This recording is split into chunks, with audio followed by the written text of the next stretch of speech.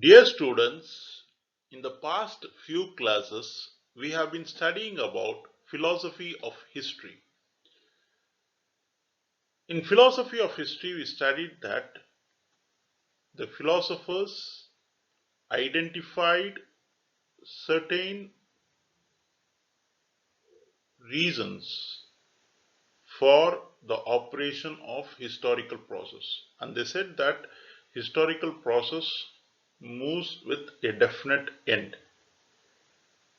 So we are in this class going to continue with the philosophy of history.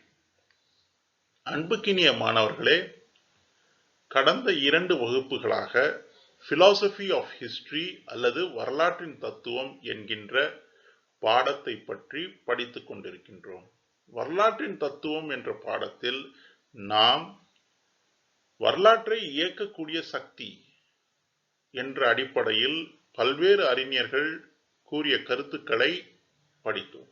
அதேபோல் வரலாறு என்பது ஒரு தெளிவான நோக்கோடு தெளிவான திட்டத்தோடு நகர்கிறது என்கின்ற அந்த கோட்பாட்டையும் படித்தோம்.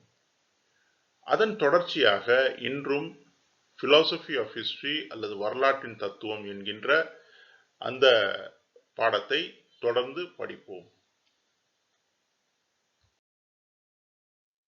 Till the 18th century, this concept of philosophy of history was very popular. But after 18th century, the concept of philosophy of history has been criticized, has been attacked, has been questioned. G.P. Gooch he clearly pointed out that philosophy of history is losing its popularity and science of history is becoming more popular. Or in other words, he says that philosophy of history is irrelevant because science of history is gaining ground. Or in other words, G.P. Gooch feels that history is considered to be a scientific process. Historical process operates on the basis of science. And when historical process operates on the basis of science, the question of philosophy of history is becoming irrelevant. This is what Gooch meant.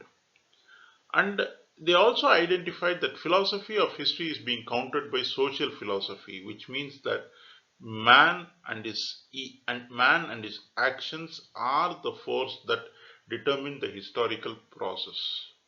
So social philosophy was gaining more popularity and questioning philosophy of history. Scholars like Mandeville and Adam Smith clearly asserted that human desires and actions have shaped the course of historical events. History of the world is based on human desires and actions, and hence philosophy of history does not have any relevance. This is what Mandeville and Adam Smith said. Bernard Mandeville, in his book Fable of the Beasts, he said it is the desire of the man that created welfare, that created prosperity, and that created civilization possible. Adam Smith, in his book Wealth of Nations, asserted that rich people in their aim to gratify their insatiable desires contribute to social advancement.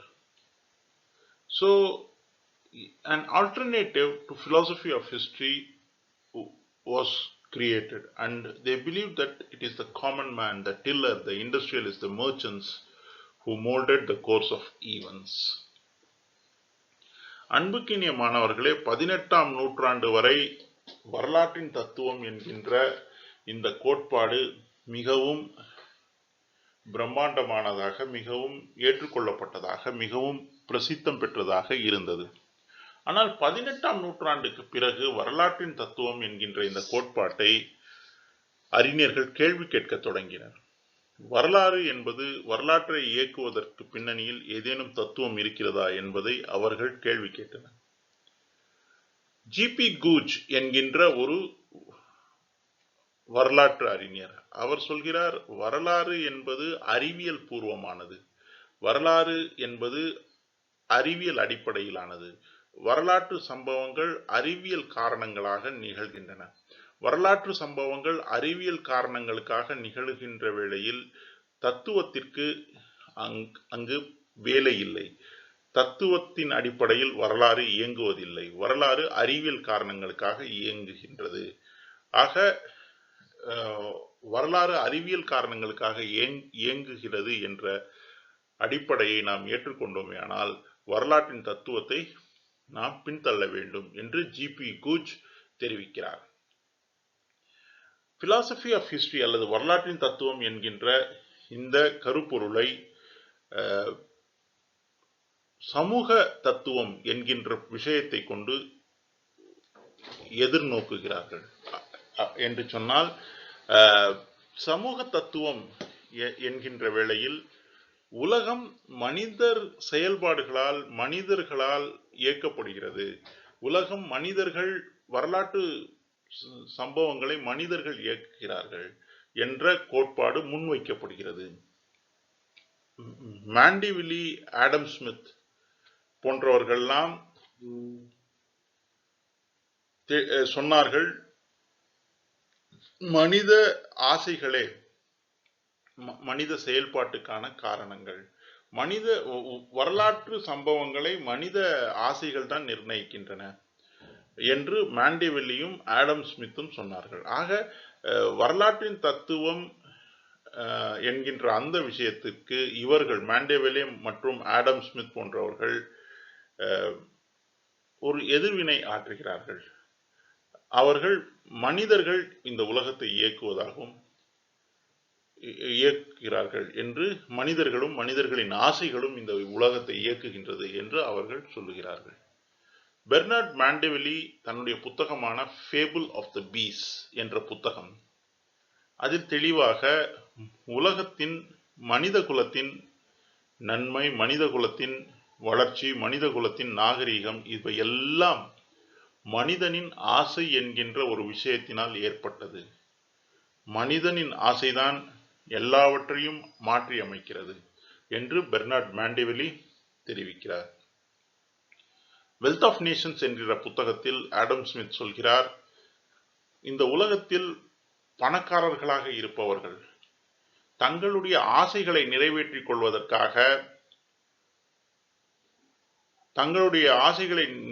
கொள்வதற்காக இயங்குகின்ற இயக்கத்தின் அடிப்படையில் சமூக மாற்றம் ஏற்படுகிறது என்று Adam Smith தெரிவிக்கிறார். ஆக வரலாற்று தத்துவத்திற்கு எதிராக ஒரு கருத்து முன்மொழியப்பட்டது.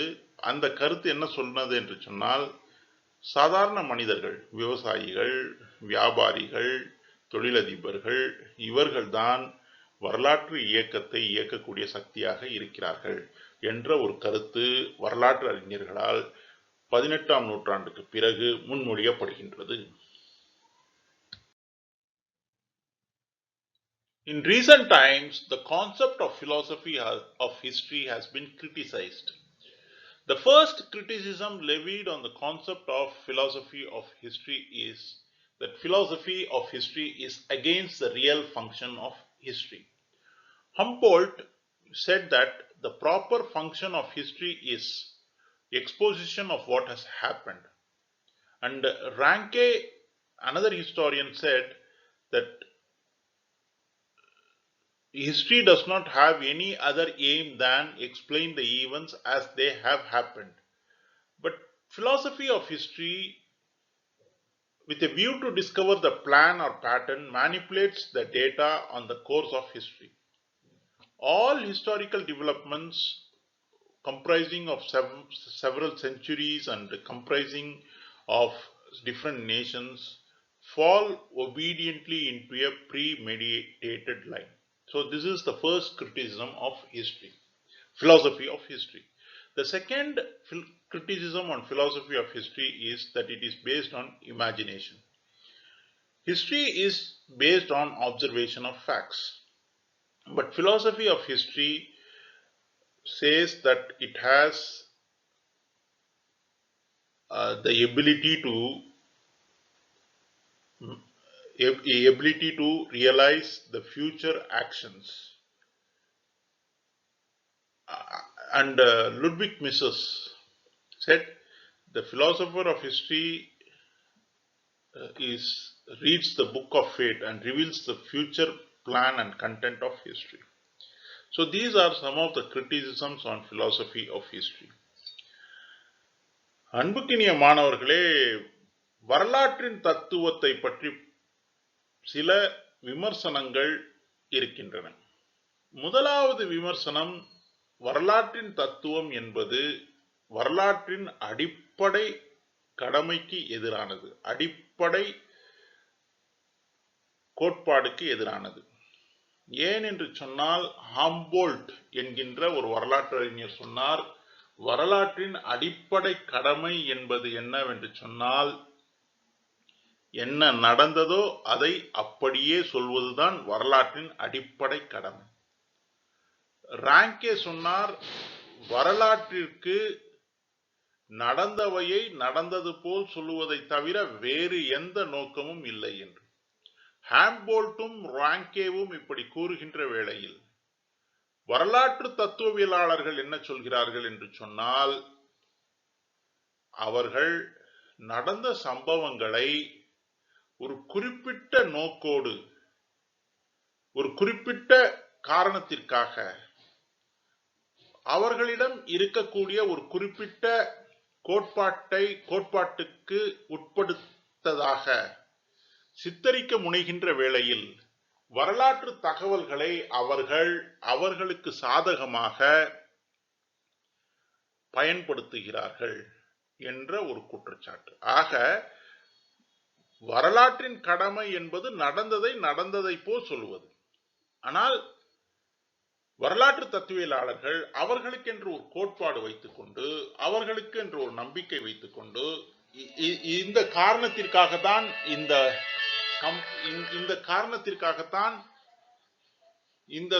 இந்த செயல் இப்படி நடந்தது என்ற ஒரு அடிப்படையில் வரலாற்று சம்பவங்களை பதிவு செய்கின்ற வேளையில் அங்கு வரலாற்று சம்பவங்கள்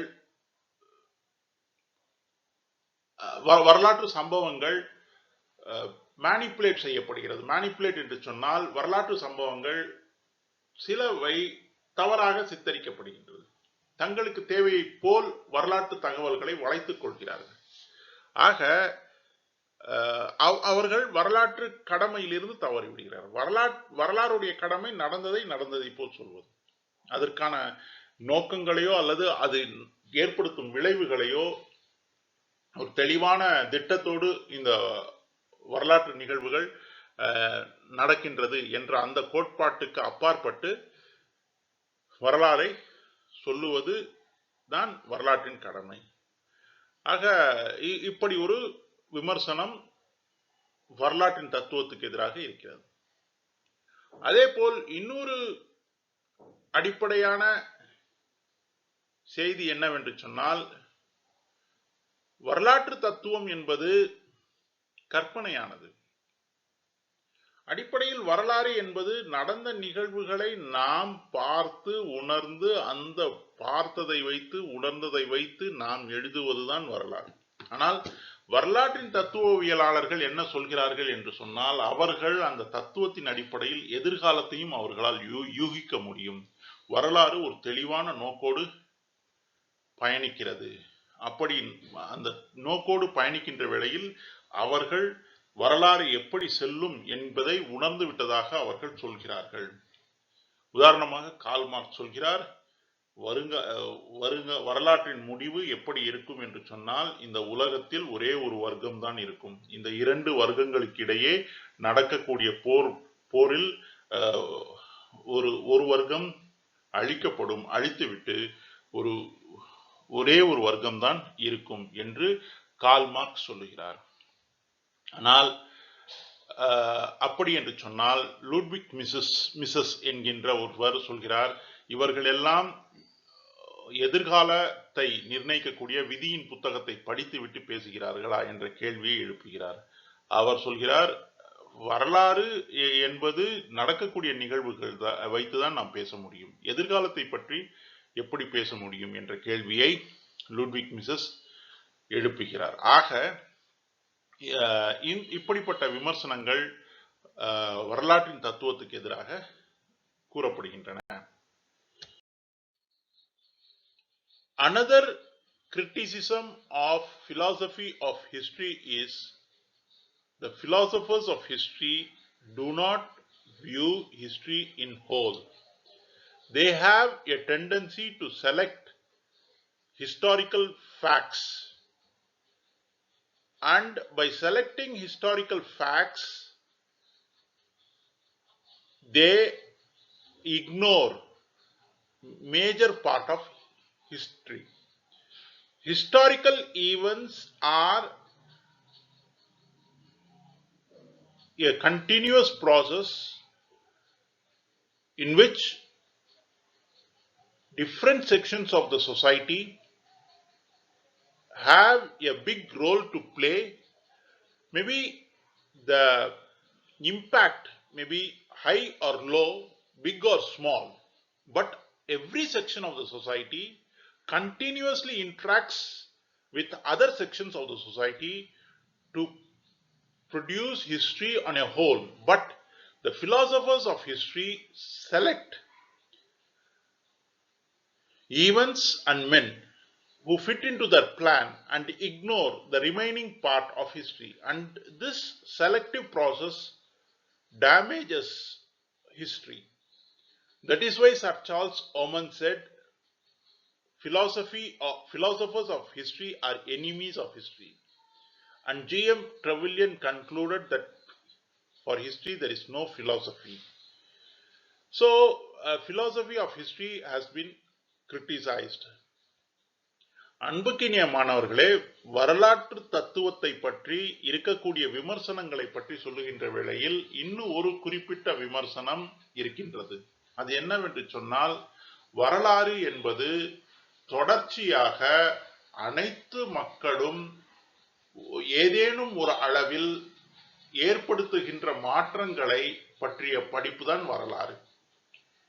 ஆனால் வரலாற்று தத்துவவியலாளர்கள் என்ன செய்கிறார்கள் என்று சொன்னால், அவர்கள் இந்த வரலாற்று நிகழ்வுகளை மொத்தமாக பார்க்காமல் அதிலிருந்து குறிப்பிட்ட ஒரு சில நிகழ்வுகளையும் குறிப்பிட்ட ஒரு சில மனிதர்களையும் தேர்வு செய்து அவர்களுடைய திட்டத்திற்கு, அவர்களுடைய கோட்பாடுக்கு, அவர்களுடைய நோக்கத்திற்கு யாரெல்லாம் சரியாக வருவார்களோ, வரலாற்று மனிதர்கள் யாரெல்லாம் சரியாக வருவார்களோ, வரலாற்று நிகழ்வுகள் எதெல்லாம் சரியாக வருமோ அவற்றை மட்டும் தேர்வு செய்து அதை வைத்து ஒரு வரலாற்றை உருவாக்குகின்றனர்.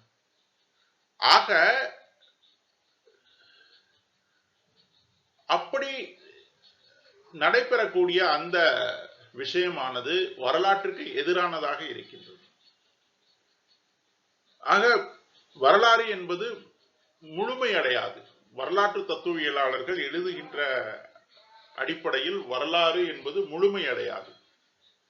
ஏனென்றால் அவர்கள் தேர்வு செய்கிறார்கள், சிலரை மட்டும் எடுக்கிறார்கள். அவர்களுடைய நோக்குக்கு எது சரியாக வருமோ அந்த சம்பவங்களையும் அந்த மனிதர்களையும் மட்டும் தேர்வு செய்து வரலாற்றை நிரப்புகிறார்கள். ஆகையால் தான் சார்ல்ஸ் ஒமான் என்பவர் சொன்னார், வரலாற்று தத்துவவியலாளர்கள் தான் வரலாற்றின் மிகப்பெரிய எதிரிகளாக இருக்கிறார்கள். ஜி.எம். ட்ரெவில்யன் சொன்னார், வரலாற்றிற்கு எந்த தத்துவமும் கிடையாது. ஆக இப்படி வரலாற்று தத்துவவியல் என்பது விமர்சிக்கப்படுகின்றது. However, philosophy of history, though criticized, it cannot be denied that it has brought about a powerful impact on historical writing and historical development. The first important impact of philosophy of history was the philosophers became interested in history and the historians became interested in philosophy. Reciprocally, both the disciplines have developed, and hence because of this interaction between these two disciplines, it cannot be denied that both the disciplines have developed a lot. Likewise, the idea of plan of history has fascinated many scholars. The historians, they explained the chain of events in reference to a particular philosophy. And when they took up this mode of explanation, history began to have a wide approach and an integrated study. Hence, philosophy of history has contributed to development of history. Likewise, the plan of history has brought about motivation among different nations and people. When the philosophers of history spoke of a particular plan or historical process moving along a particular course of action, many people were motivated by it. Many nations were motivated by it. Jews call themselves as chosen people based on this plan of history. Americans consider themselves as people of destiny based on this philosophy of history. Germans consider themselves as superior race based on philosophy of history. So this plan of history or philosophy of history has motivated nations and people. Awakening, it has also brought about awakening in different countries. It has impacted, the philosophy of history has impacted different countries. When Hegel spoke about perfect state, Hegel said that the purpose of history is establishment of perfect state. Hegel said that the historical process from its earliest stage to uh, the current stage and in the future, it is moving along only one course of action, that is establishment of a perfect state. The historical process will be over when a perfect state is established. And this argument of Hegel had a powerful appeal in Prussia, and it had impacted the politics of Prussia. So, philosophy of history has brought about, has influenced the course of action, the course of events. Marx again spoke of classless society. Marx said the historical process or the philosophy of history is moving towards the final establishment of a classless society. And when he said that the final course of action of this historical process would be establishment of a classless society, it had impacted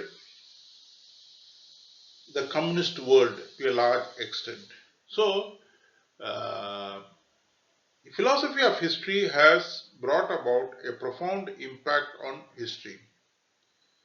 அன்புக்கினிய மாணவர்களே, வரலாற்றின் தத்துவத்தை விமர்சிக்கின்ற வேளையில் நாம் ஒரு விடயத்தை நன்கு உணர வேண்டும். அது என்னவென்று சொன்னால்,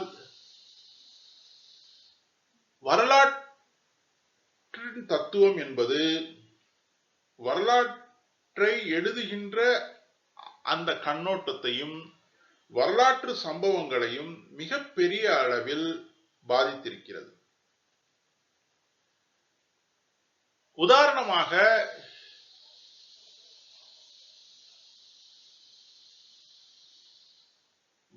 வரலாற்று தத்துவவியலாளர்கள் தத்துவத்தின் மீதும் அல்லது தத்துவவியலாளர்கள் வரலாற்றின் மீதும் வரலாற்று ஆசிரியர்கள் தத்துவத்தின் மீதும் ஆர்வம் கொண்டிருக்கக்கூடிய காரணத்தினால் இரண்டு பாடப்பிரிவுகளும் வளர்ச்சி அடைந்திருக்கின்றன.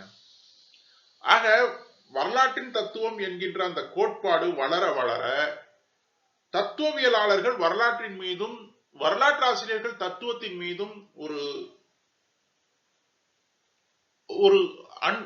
சிறப்பான அணுகுமுறையை பயன்படுத்தி அதன் மூலமாக இரண்டு பாடப்பிரிவுகளும் வளர்ந்திருக்கின்றன. அதே போல்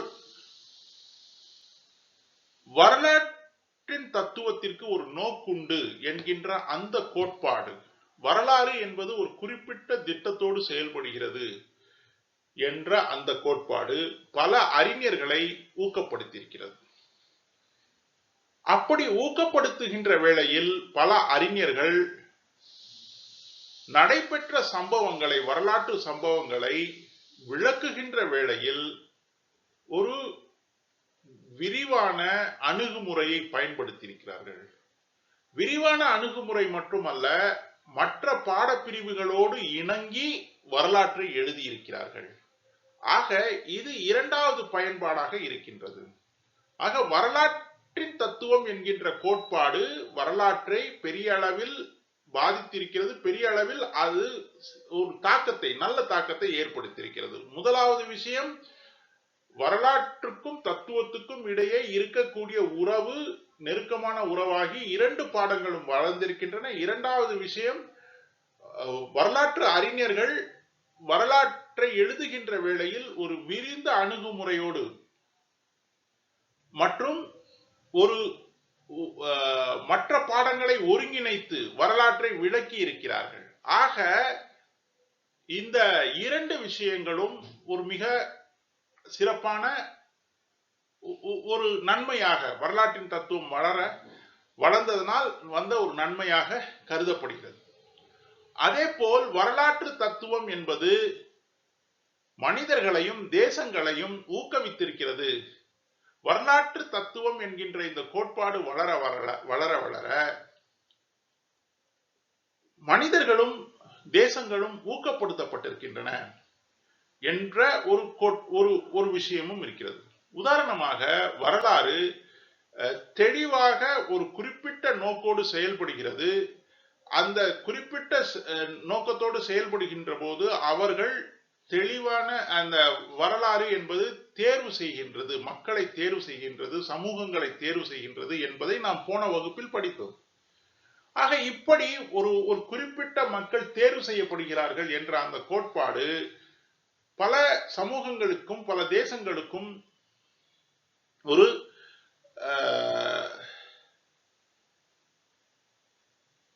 ஒரு வகையான ஊக்கத்தை கொடுத்திருக்கிறது. உதாரணமாக, யூதர்கள் தாங்கள் தேர்வு செய்யப்பட்ட மக்களாக கருதுகின்றனர். இது வரலாற்றின் தத்துவத்தின் மூலமாக அவர்கள் எடுத்துக்கொண்ட பாடமாக இருக்கின்றது. அதே போல் அமெரிக்கர்கள் தாங்கள் தான் உலக வரலாற்றை இயக்கக்கூடிய மனிதர்களாக இருக்கிறார்கள் என்று அவர்கள் நினைக்கிறார்கள். ஜெர்மானியர்கள் அவர்கள் மற்ற இனங்களை விட சிறந்த இனங்களாக அவர்கள் தங்களை கருதி கொள்வது இந்த வரலாற்றின் கோட்பாடு என்கின்ற அந்த அடிப்படையில் தான். வரலாற்றின் கோட்பாடு வரலாற்று சம்பவங்களை நிகழ்த்துவதற்காக சிலரை தேர்வு செய்கிறது என்கின்ற அடிப்படையில் இவர்கள் இப்படி பேசுகிறார்கள் என்பது நமக்கு புரிகிறது. அதே போல் வரலாற்றின் தத்துவம் என்பது பல தேசங்களில் பல்வேறு மாற்றங்களை கொண்டு வந்திருக்கிறது. உதாரணமாக, ஹெஜல் தன்னுடைய கோட்பாட்டை வழங்கிய போது ஹெஜல் சொன்னார், வரலாற்று சம்பவங்கள் ஆரம்பத்தில் இருந்து எதை நோக்கி சென்று கொண்டிருக்கிறது என்று சொன்னால், ஒரு நல் அரசு அமைவதற்காகத்தான் வரலாற்று சம்பவங்கள் நடைபெறுகின்றன. வரலாற்றின் தேடல் ஒரு நல்ல அரசு என்று அவர் சொன்னார். உலகத்தில் நடந்த அத்தனை சம்பவங்களும் ஏன் நடைபெற்றன என்று சொன்னால், மனிதன் ஒரு நல்ல அரசை தேடி காலம் காலமாக பயணிக்கின்றான். அந்த பயணம்தான் வரலாறு. அந்த பயணமானது எப்பொழுது முடிவடையும் என்று சொன்னால், ஒரு நல் அரசு அமைந்தால் இந்த வரலாற்று பயணம் முடிவடையும் என்று ஹெஜல் சொன்னார். ஹெஜல் அப்படி சொன்னதன் விளைவாக பிரஷ்யா என்ற நாட்டில் மிகப்பெரிய மாற்றங்கள் ஏற்பட்டன. அவர்கள் அரசியல் மாற்றங்கள், இந்த தத்துவத்தின் அடிப்படையில் அரசியல் மாற்றங்களுக்கு பிரஷ்யா என்ற ஜெர்மானியில் இருக்கக்கூடிய, இன்றைய ஜெர்மானியில் இருக்கக்கூடிய அந்த பகுதிகள் தயாராகின. ஆக வரலாற்றின் தத்துவம் வரலாற்று சம்பவங்களை பாதித்திருக்கிறது. அதே போல் மார்க்ஸ் சொன்னார், வரலாற்றின் அடிப்படை தத்துவம் என்னவென்று சொன்னால், வரலாறு காலம் காலமாக நடைபெற்று கொண்டிருப்பது ஒரே ஒரு தேடலுக்காக. அந்த ஒரு தேடல் என்பது கிளாஸ்லெஸ் சொசைட்டி அல்லது வர்க்கம் அற்ற சமூகம், வர்க்கம் அற்ற உலகம், வர்க்கங்கள் அற்ற உலகம், ஒரே வர்க்கத்தை நிர்ணயிக்கக்கூடிய உலகம். ஆக அவர் சொன்னார், ஒரு வரலாறு காலந்தோறும் காலம் காலமாக வரலாறு காலந்தோறும் காலம் காலமாக இரண்டு வர்க்கங்களுக்கு இடையே நடக்கக்கூடிய போராக இருக்கிறது. இந்த போர் எப்பொழுது முடிவடையும் என்று சொன்னால், ஒரே வர்க்கம் உருவானால் அந்த போர் முடிவடையும் என்று மார்க்ஸ் சொன்னார். அப்படி மார்க்ஸ் சொன்னதன் காரணமாக உலகத்தில் பெரிய மாற்றங்கள் ஏற்பட்டன. குறிப்பாக கம்யூனிஸ்ட் நாடுகளில் பெரிய மாற்றங்கள் மார்க்சுடைய அந்த தத்துவத்தின் அடிப்படையில் ஏற்பட்டது. ஆக வரலாற்றின் தத்துவம் என்பது உலக வரலாறை பாதித்திருக்கிறது என்பது உண்மை. வரலாற்றின் தத்துவம் என்பது உலக வரலாற்றையும் வரலாற்று எழுத்துக்களையும் வரலாற்றுக்கான அணுகுமுறையையும் மிகப்பெரிய அளவில் பாதித்திருக்கிறது. மிகப்பெரிய அளவில் அது ஒரு பெரிய தாக்கத்தை ஏற்படுத்தியிருக்கிறது என்பதை நாம் உணர வேண்டும். ஆக இத்துடன் கடந்த சில நாட்களாக நாம் பேசி வருகின்ற வரலாற்று தத்துவம் என்கின்ற பாடத்தை முடிவுக்கு கொண்டு வருகிறோம். This presentation has been made with the help of K. Rajayan's book History in Theory and Method, published by Raj Publishers, Madurai. அன்புக்கினிய மாணவர்களே, இந்த காணொளியானது திரு கே ராஜயன் அவர்களுடைய history in theory and method என்ற புத்தகத்தின் அடிப்படையில் ராஜ் பப்ளிஷர்ஸ் என்கின்ற பதிப்பகத்தாரின் மூலமாக பதிப்பிக்கப்பட்ட புத்தகத்தின் அடிப்படையில் அமைந்திருக்கிறது.